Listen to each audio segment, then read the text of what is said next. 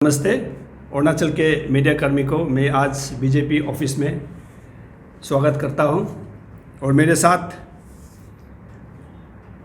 टीची नेचा जी जो बीजेपी प्रदेश के स्पोक्स पर्सन हैं और मेरे साथ और हिग्यो आरोनी जी जो महिला मोर्चा के अध्यक्ष हैं और गोकिनबाम जी जो माइनॉरिटी मोर्चा के महामंत्री है।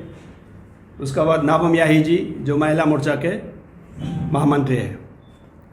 आज आप सबको पता है सारे देश में 25 जून जिस दिन उस वक्त के कांग्रेस सरकार इंदिरा गांधी जी की लीडरशिप में इस देश को एक काला नियम बना के एक इमरजेंसी जिसको हम एक डेमोक्रेसी के ऊपर ब्लॉक माना जा सकता है वो इम्पोज किया था। उसको लेके सारा देश में हम इसको एक ब्लैक डे के रूप में मनाते हैं और काला दिवस के रूप में अरुणाचल में भी सारे डिस्ट्रिक्ट्स में बीजेपी के कार्यकर्ता इसको आज मनाया है। तो इसको लेके हम लोग जानने के लिए कोशिश करेंगे कि वो इमरजेंसी इम्पोजिशन इसको हम क्यों काला दिवस के रूप में मनाते हैं।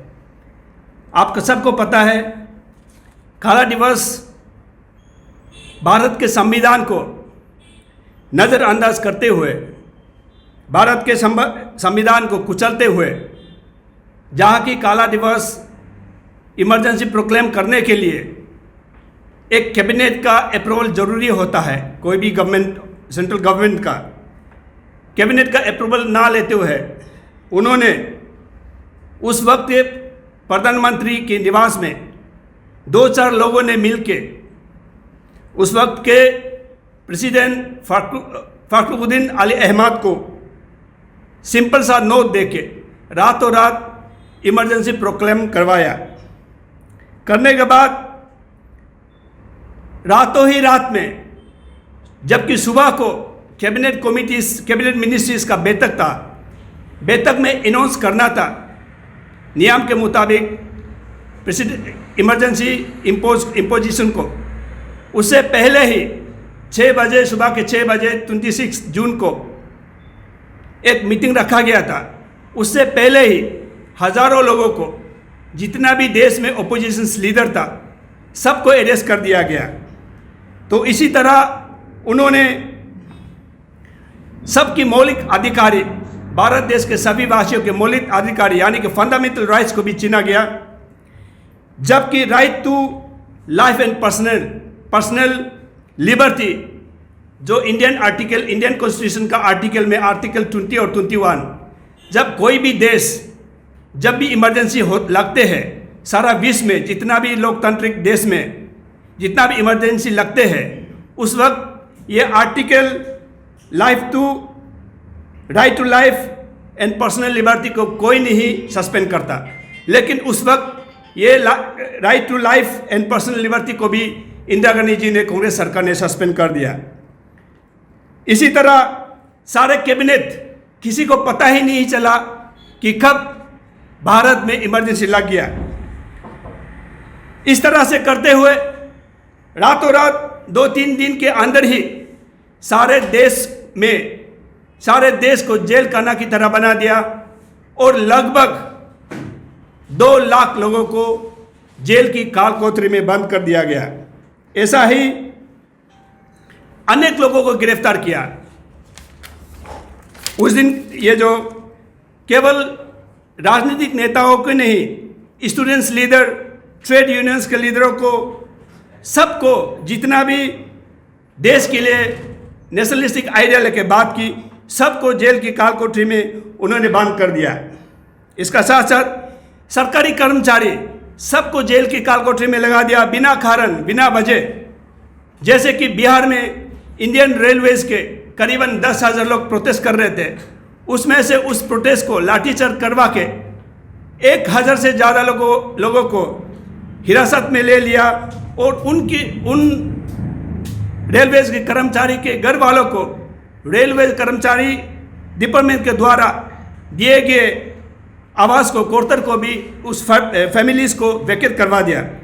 इसी तरह फ्रीडम ऑफ प्रेस पूरा सस्पेंड कर दिया गया।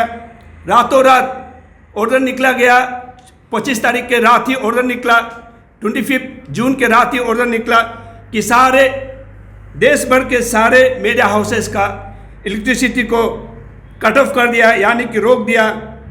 और सारा विदेश, भारत में जितना विदेशी पत्रकारों को भारत से निकलवा दिया। इसी तरह सारा देश में आतंक का माहौल छा दिया गया और सारा देश में एट्रोसिटीज इतना फैला कि फिल्म इंडस्ट्री को भी नहीं बख्शा। जैसे कि उन्होंने अंधी फिल्म, जिसका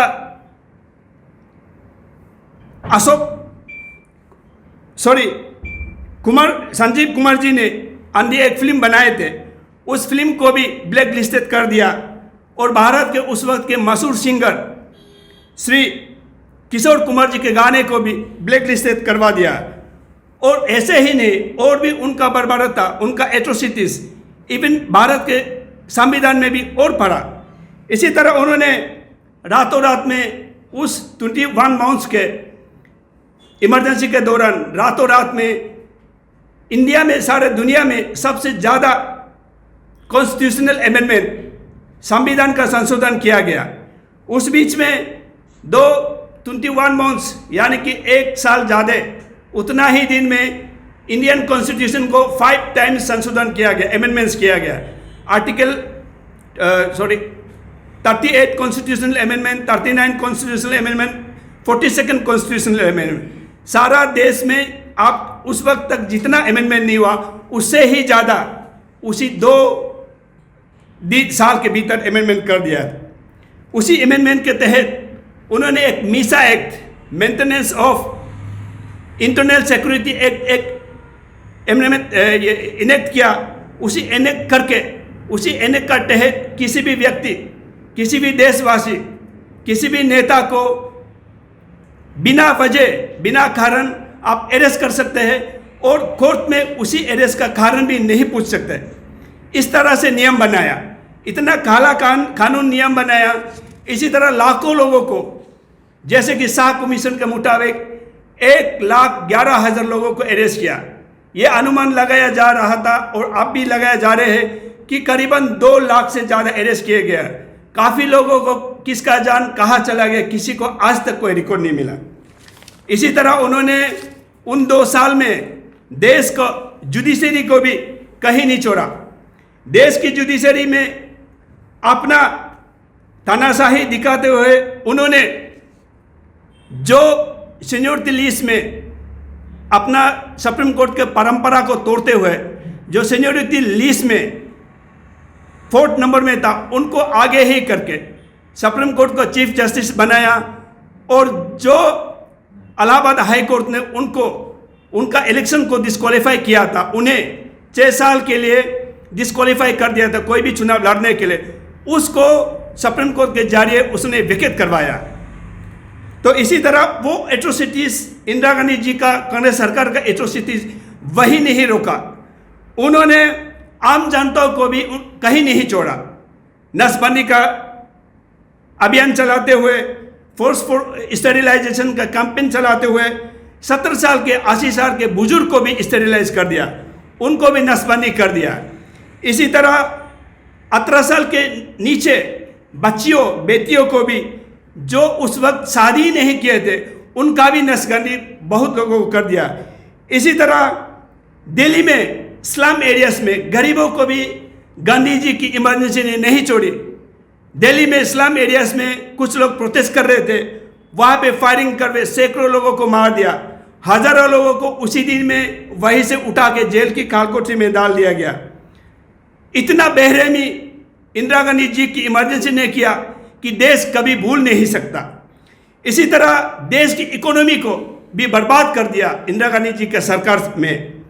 जहां देश की इकोनॉमी बहुत ही अच्छे चल रहे थे, इतना युद्ध के बावजूद, पाकिस्तान जैसे देश को लड़ने के बाद, चाइना जैसे देश को लड़ने के बाद भी इंडियन इकोनॉमी इतना आगे चल रहा था।